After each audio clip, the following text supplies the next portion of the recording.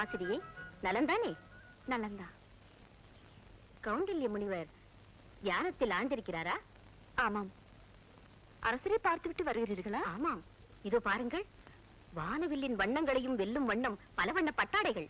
இதோ பொற்காசுகள். இதோ பார்த்தீர்களா, நவகிரகங்களை ஒன்றாக இணைத்து பார்ப்பது போல நவமணிகள் கொண்ட ஆபரணங்கள்.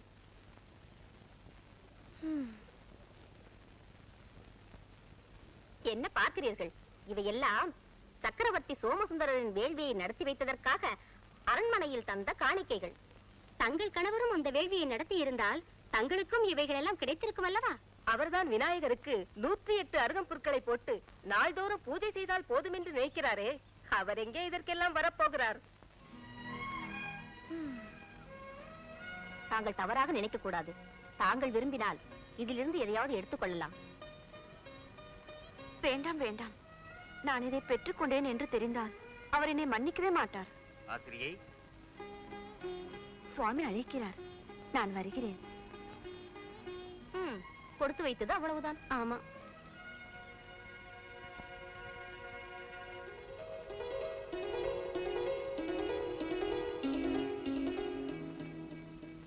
ஆசிரியை, உன் முகத்தில் ஏதோ குழப்பம் தெரிகிறதே. ஒன்றுமில்லை சுவாமி. பெண்கள் ஒன்றுமில்லை என்று தொடங்கினாலே ஏதோ விவகாரம் தொடங்கிவிட்டது என்றுதானே பொருள். அது என்னவென்று நான் தெரிந்து கொள்ளலாமா?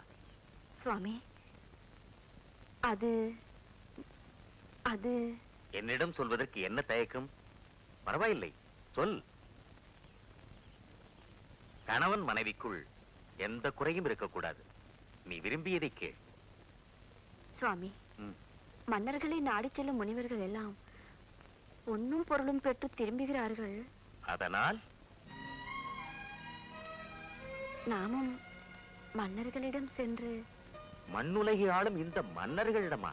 அதைவிட விண்ணுலக வேந்தன், 30 முக்கோடி தேவர்களின் தலைவன் அந்த தேவேந்திரனிடமே சென்று கேட்கலாமே. கற்பக விருட்சமும் காமதேனுவும் கேட்டதையெல்லாம் அள்ளி கொடுக்குமே. ஏன் இந்திரன் கண் அசைத்தால் போதும், அந்த குபேரனே ஓடி வந்து சங்கநிதியும் பதுமநிதியும் தந்து யாவரும் நம்மை கண்டு வியக்கும் வண்ணம் செய்து விடுவாரே. ஆனால் என்ன ஆனால்? அது சாத்தியமாகுமா சுவாமி? ஏன் ஆகாது? என் யோக சக்தியால் உன்னை நான் இந்திர லோகத்திற்கே அனுப்புகிறேன். வா.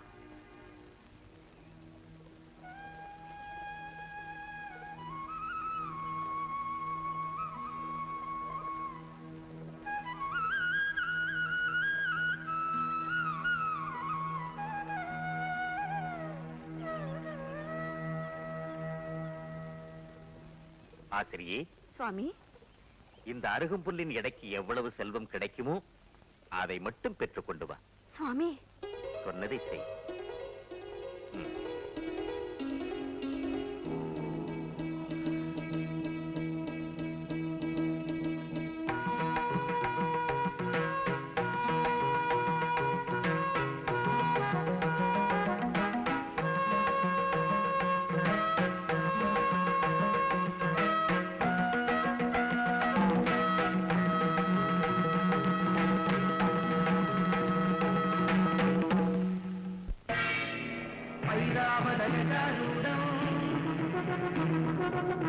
वर्णवर्णं किरीटिनं सहस्रनयनं चक्रं वज्रवाणिं विभावये.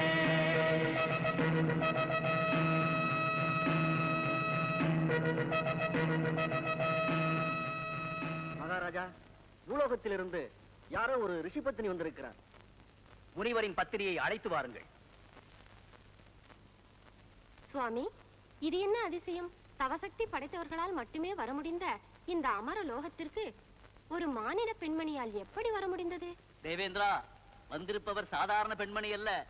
மனம், வாக்கு, காயங்களால் கணபதியை பூஜிக்கும் கௌண்டில்ய முனிவரின் பத்தினி ஆசிரியை. அப்படியா?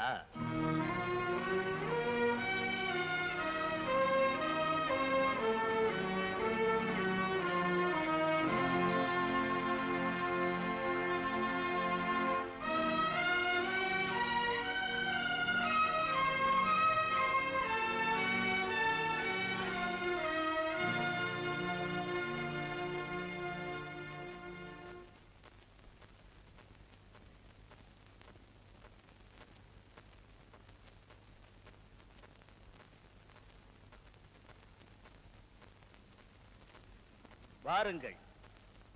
எவருமே வர முடியாத இந்திரலோகத்திற்கு தாங்கள் வந்திருப்பது எனக்கு வியப்பாக இருக்கிறது. தேவ தலைவா, இந்திர சபைக்கே வந்து தங்களை தரிசிக்க முடியும் என்று இன்று வரை நானும் நினைத்ததில்லை. என் சுவாமியின் யோக சக்தியால் இப்படி ஒரு பாக்கியம் எனக்கு சித்தித்தது. ம்? தாங்கள் வந்த காரணத்தை நான் அறிந்து கொள்ளலாமா? அது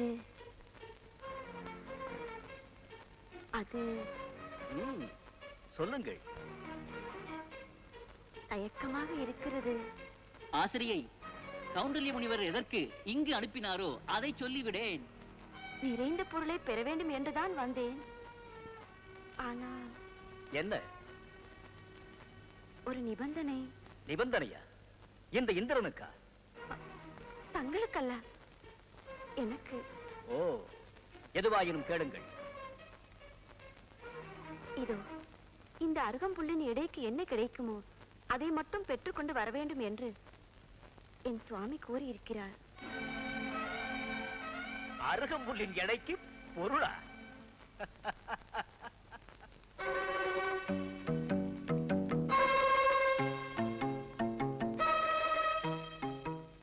நாராயண, திருமகளின் அருள் முழுவதும் நிறைந்திருக்கும் இந்த அவையில் நின்று கொண்டு இந்த அருகம்புல்லின் எடைக்கு பொருள் கேட்கிறார் இந்த அம்மையார்.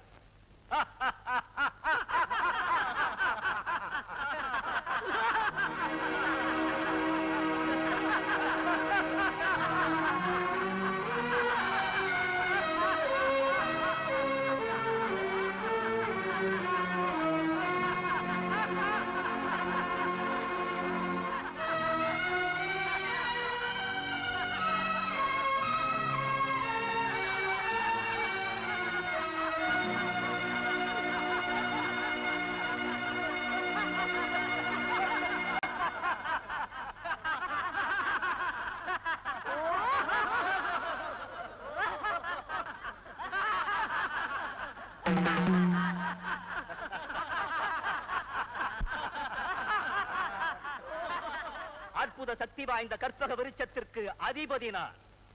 எதை கேட்டாலும் கொடுக்கும் காமதேனு என் ஏவலுக்காக காத்திருக்கிறது. என்னிடம் இந்த அருகம்புல்லை அனுப்பி வைத்து ஏளனம் செய்கிறாரா தங்கள் கணவர்? தங்களுக்கு என்ன வேண்டும் சொல்லுங்கள். அந்த கானகத்தின் நடுவிலே இந்த அமராவதிக்கு நிகராக அரண்மனை ஒன்றை உருவாக்கி தர வேண்டுமா?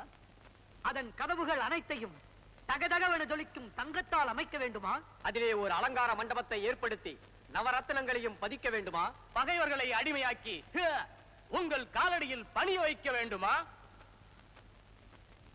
என்ன செய்ய வேண்டும் சொல்லுங்கள். இங்கிருந்தே ஆணையிடுகிறேன்.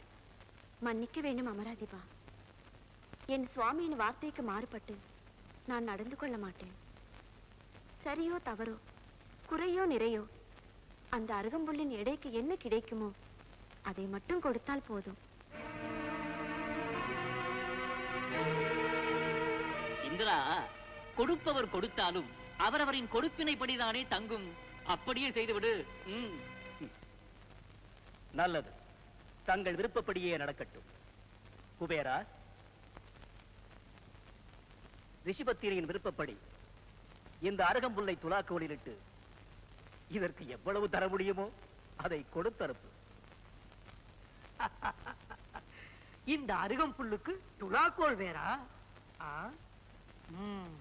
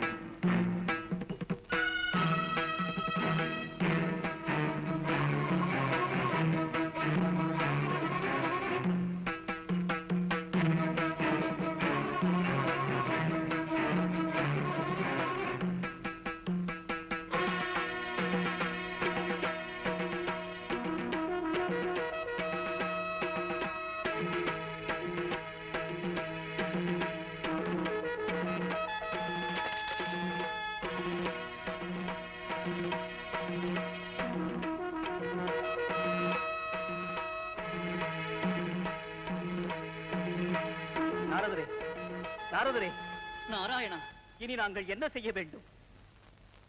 அதுதான் எனக்கும் ஒன்றும் புரியவில்லை தேவேந்திரா. ஆனால் ஒன்று மட்டும் மறுக்க முடியாத உண்மை.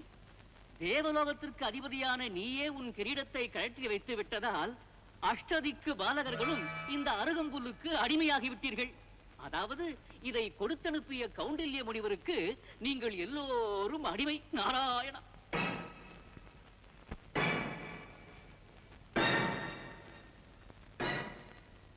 எங்களை மன்னித்து விடுங்கள் தாயே. தயை கூர்ந்து கௌண்டில்ய முனிவரிடம் இப்போதே எங்களை அழைத்துச் செல்லுங்கள் தாயே.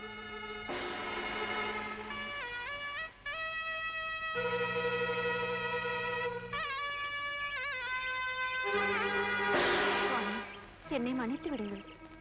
ஆசிரியை, எழுந்திரு.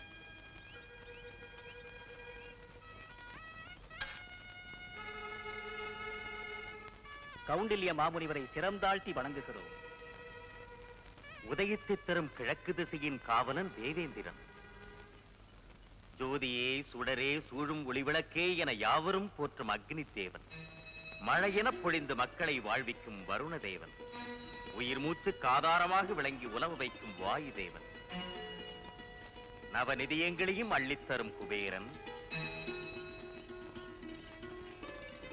பாசத்தால் தவிக்கும் மக்களை பாசக்கயிற்றால் பிரிக்கும் யமதர்மன்.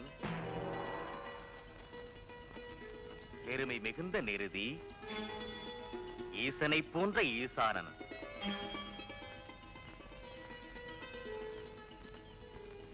ஆசிரியை, இது என்ன விந்தை? நான் உன்னை இந்திரலோகத்திற்கு அனுப்பி வைத்தால் இப்பூவுலகிற்கு இந்திராதி தேவர்களை எல்லாம் நீ அழைத்து வந்திருக்கிறாயே. நாராயண முனிவரே, நாங்கள் கொடுத்தனுப்பிய அருகம்புல்லுக்கு அடிமையாகி அவர்களே இங்கு வந்திருக்கிறார்கள். இது என்னால் ஏற்பட்ட மகிமையில்ல நாரதரே. விநாயக பெருமானுக்கு நான் அர்ச்சித்த அருகம்புல்லின் நிர்மாலியத்தால் ஏற்பட்ட பெருமை இது. சுவாமி, விநாயகருக்கு அர்ச்சித்த ஓர் அருகம்புல்லுக்கு இந்திராதி தேவர்கள் அடிமை என்றால் தாங்கள் ஒவ்வொரு நாளும் அவர் மீது அர்ச்சிக்கும் 108 அருகம்புல்லுக்கு ஈடாக என்ன இருக்கிறது? 7 லோகங்களை தந்தாலும் ஈடாக முடியாத பெரும் செல்வத்தை பெற்றிருந்தும் அழியும் தன்மை கொண்ட அற்ப செல்வத்துக்கு ஆசைப்பட்டேன். என்னை மன்னித்து விடுங்கள். தேவேந்திரா, உனது மகுடத்தை நானே உனக்கு சூட்டப் போகிறேன். நாரதரே, மகிழ்ச்சி தானே?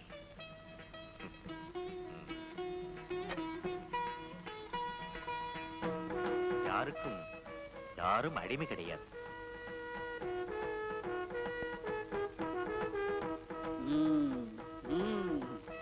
நாராயண, ஆஹா, விநாயகரை பூஜிப்பவருக்கு விசாலமான இதயம் இருப்பதில் வியப்பென்ன இருக்கிறது. கணபதியை வணங்கினாலே உயர்ந்த பண்பும் உன்னதமான ஞானமும் பெருகும் என்பதற்கு தாங்களே உதாரணம். மிக்க மகிழ்ச்சி. சென்று வாருங்கள்.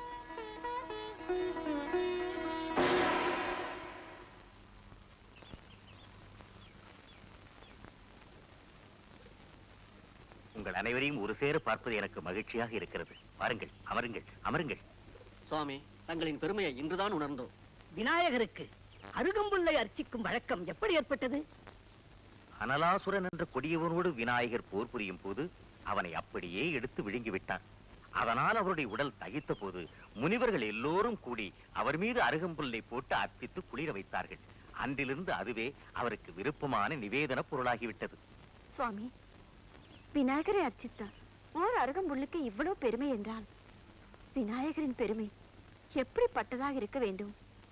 அவரது பரிபூர்ண அருளை பெற்ற தாங்கள்தான் அதை எங்களுக்கு சொல்லி அருள வேண்டும்.